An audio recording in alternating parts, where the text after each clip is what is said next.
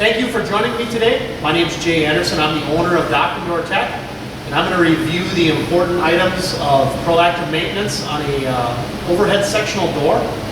This is the most common type of door we see in the Midwest on loading docks, but we do work on many other types of doors, including high-speed, fire, rolling steel doors, impact doors, just to name a few. But once again, the overhead sectional door is the most common door you will see. It's very common in our market, and it's very similar to the residential door you'll have at your house. And the reason they call it sectional door is we've got different sections here on this particular door. There's 6 of them that pick up the components of the door.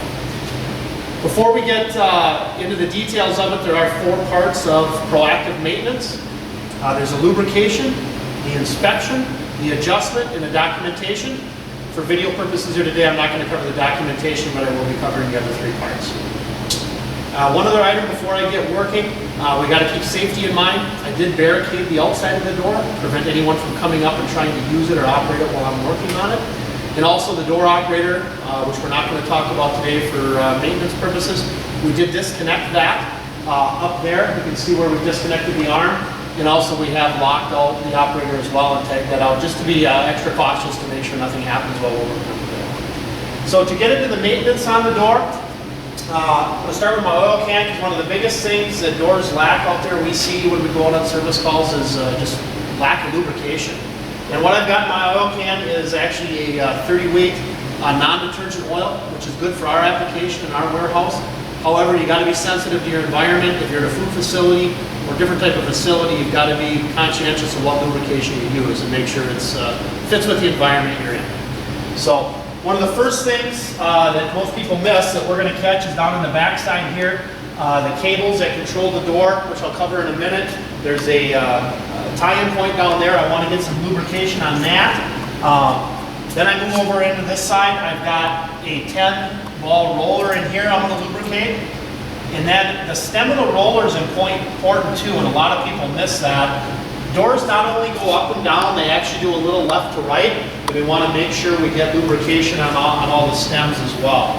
And if you'll notice too, what we've done on our door as a preventive measure, proactive measure, is to put in a long stem roller in the corner. So we've got it at the bottom, and you'll notice here's a shorter stem, so it's 7-inch to 4-inch. And then if you look up at the top, we've also got a 7-inch roller up there as well. The reason we do that on doors for customers in our own door, if these ever get bumped, track, door gets out of the line, the first thing to happen is the roller will get popped out of the track. And if you've got a longer stem in there, it prevents that from happening because the door will have more sideways movement. It can kick over that much farther before the stem would pull out of the hinge. So, in addition to lubricating all this, I'm also going to inspect my mounting hardware. This door happens to be installed on wood box, and I can see everything's good and tight. If I wasn't sure, I'd grab my socket or my wrench and just make sure all that's good and tight. And probably the most critical ones on the door are going to be the red ones. Now, not all manufacturers do that, or installers may not follow the proper protocol, but anything that's red on the door is under tension, so you got to be really careful. You don't want to remove that without taking means to secure that energy. Moving over onto lubrication, this particular door has 3 styles, so there's 3 pivot points on every section. It's important to get lubrication down in here. On all of these, you want to make sure they're lubricated as they go around the radius, they turn. Eliminate noise, and it'll just prevent wear in the future. I would continue to lubricate. I would obviously lubricate all the rollers and hinges throughout the whole door.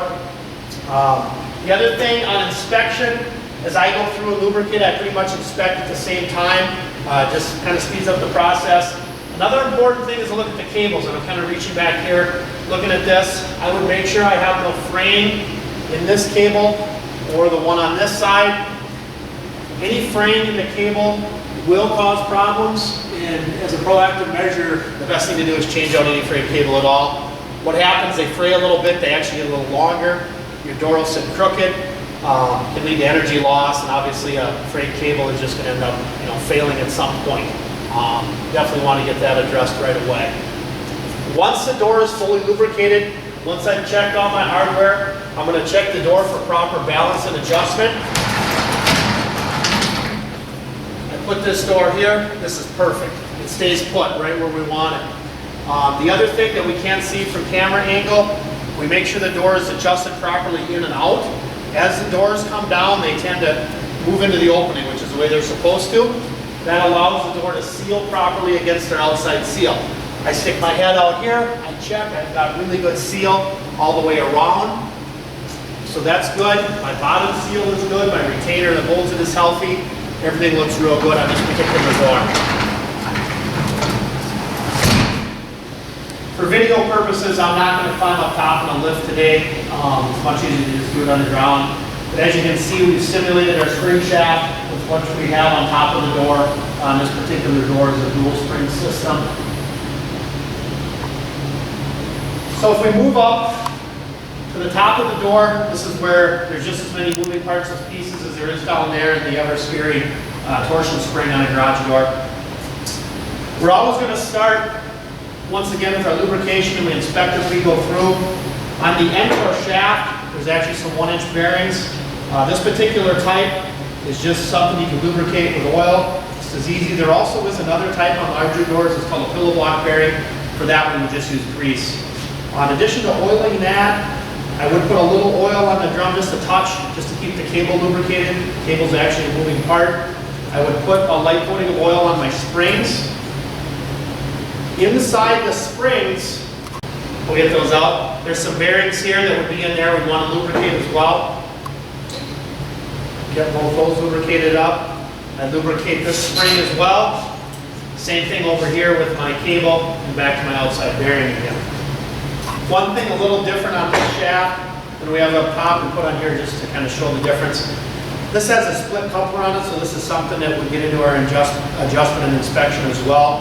What this allows for, with a split coupler, you could put keyways in the drums, and you would have infinite setting on the shafts as far as turning this left to right, an uneven surface, or you had a door on a square, you can plumb it up real easy with a split coupler. Our particular door doesn't have it, a little narrower, it just wasn't necessary. And then to finish up my inspection, be done with the lubrication, I would just check, make sure all set screws are tight. Same thing here, a lot of nuts and bolts and set screws that come loose, we want to make sure they're tight, and then same thing over on this side.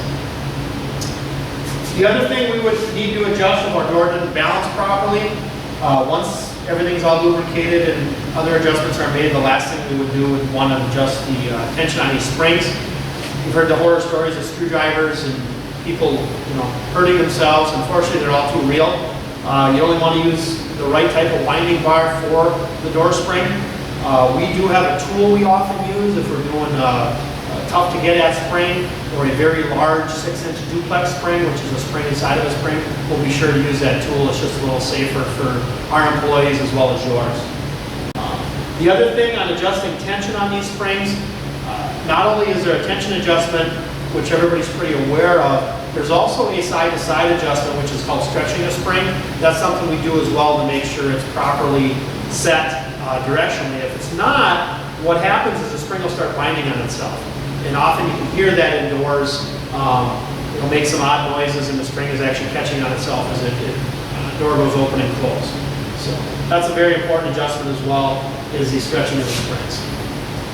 This particular door setup has 2 springs. Some often have 1. One spring will tend to stretch a little more than 2. It's just the way it works out. So that concludes our portion of the door maintenance video today. And I hope you enjoyed it and found it very valuable. Thank you for your time.